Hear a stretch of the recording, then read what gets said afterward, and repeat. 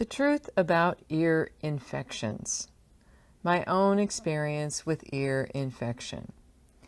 I learned the hard way about how serious ear inflammation can be after my cockapoo, Coco, went deaf at age 9.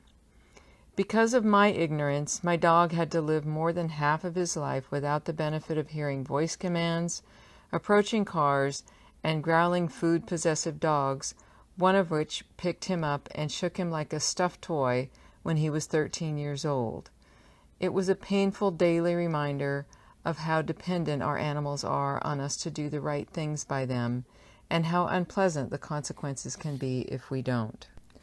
Coco's deafness happened rather suddenly, following a particularly severe bout of ear inflammation, one of many he'd suffered throughout his life. Like other dog owners, I had tried lots of different treatments: herbs, antibiotics, various ear drops, ear cleaning, and topical ointments. The symptoms always returned without fail, sometimes within weeks, sometimes months. I was confident I'd resolved the problem permanently each time the symptoms went away. But they only disappeared forever when I learned what the underlying cause was and removed it. Not only did Coco never suffer another recurrence of ear inflammation, he lived to be 19 years old and did not visit a vet for the last 11 years of his life. Here he is playing fetch at age 17. So what really causes ear infection? Years of investigation into the true causes of human and canine disease allowed me to understand that the ear canal is just one of many secondary routes for the elimination of waste that a dog's body can employ when needed. When the primary organs of elimination are overburdened, the body can choose to allow waste to continue to accumulate, or it can employ an alternative outbound avenue. The body always chooses the path of least harm, but that doesn't mean collateral harm doesn't sometimes still occur. As the exiting substances come into contact with tissues and nerve endings in the ear canal, for example, they cause irritation, inflammation, and occasionally nerve damage and consequent hearing loss. The true root cause of the damage is not the body's actions, however, but the accumulation of wastes which force the body into an emergency eliminative choice. Blaming the cleanup crew. Unfortunately, when the real underlying causes of disease are not understood, people look for scapegoats. In the Middle Ages, evil spirits were blamed. Although it might sound like sacrilege, the modern-day equivalent of evil spirits is microscopic organisms. Specifically, in the case of ear inflammation, yeast, mites, and bacteria are thought to be the primary culprits, with factors like moisture and genetic predisposition, i.e. floppy ears, contributing. However, none of these are the actual cause of the inflammation. They are just coexistent symptoms, or at most, minor contributing factors. Amazingly, mites, yeast, and bacteria do dogs and us a favor when they appear in or on a location of the body where wastes have been deposited. It is their job to eat certain kinds of waste that would otherwise threaten to accumulate to such a level as to impair the body's ability to function. They are the body's trash collectors, there by explicit invitation, and without whom life as we know it would not even be possible. Which of them show up is probably dependent on many variables, like the type of waste and its location. It's true that moisture and floppy ears that don't allow proper evaporation help create favorable circumstances. There's a reason why nature never designed a dog's ears to be floppy and long. But, and it cannot be overemphasized given how much we hear to the contrary, these factors are not the primary cause. Everyone knows that when healing is accomplished, inflammation goes away. It is perceived by medical practitioners, therefore, that forcing inflammation to stop will assist or hasten healing. Unfortunately, it's not that simple. Fighting inflammation by means such as anti-inflammatory drugs or herbs not only does nothing to address the causes, it increases the body's internal toxic burden. Inflammation is not a mistake. It is a life-preserving mechanism that brings increased blood, nutrients, fluids, and healing energy, heat, to an afflicted area, accelerating the elimination of waste and suspending them in fluids to minimize harmful contact with tissues. Is moisture a primary cause of ear inflammation? Since it is thought that moisture in the ear canal is what makes the environment favorable to so-called invaders like bacteria, dog owners are often advised to keep their dogs out of the water. But while this advice may control a secondary or even remote factor, it ignores the most important factor that determines whether an area is attractive to bacteria. Moisture is not as attractive to bacteria as food.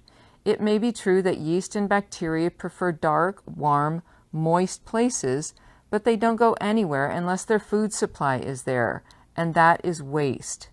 Treatments aimed only at getting rid of bacteria are missing the real problem, and that's why they never offer a permanent resolution.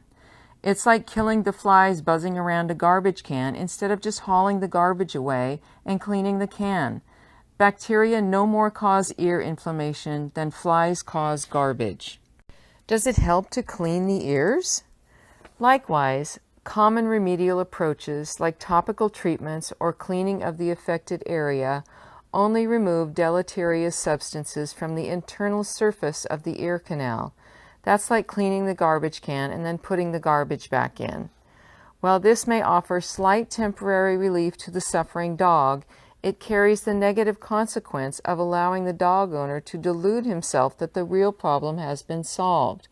This is a mistake because it is not the waste that lie on the surface that cause inflammation.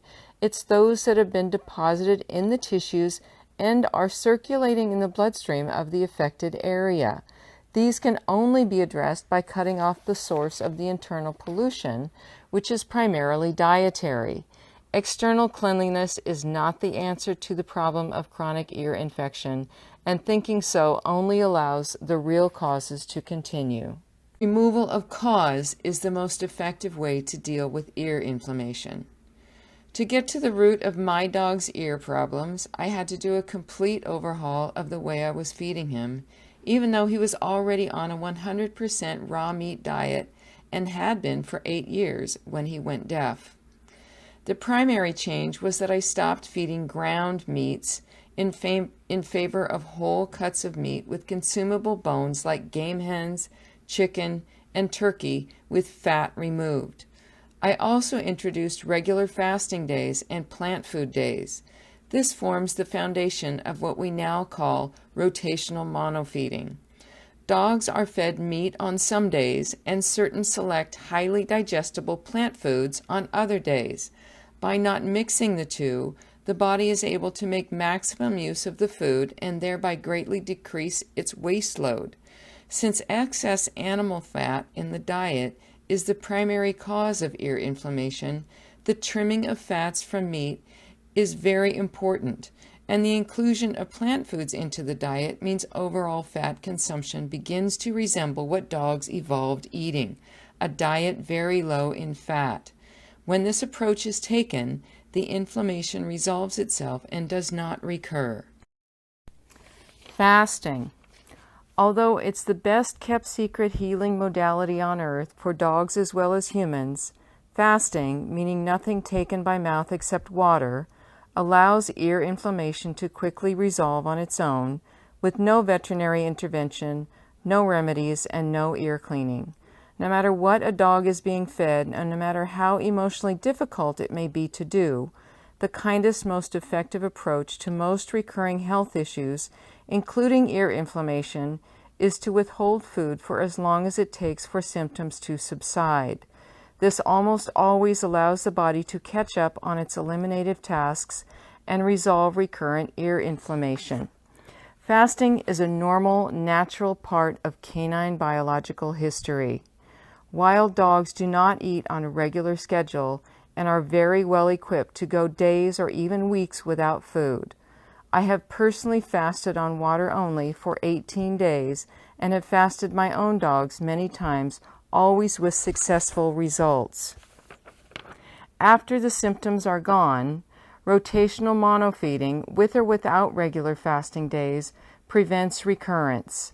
Since chronic ear issues do not happen overnight, it's too much to expect them to go away overnight.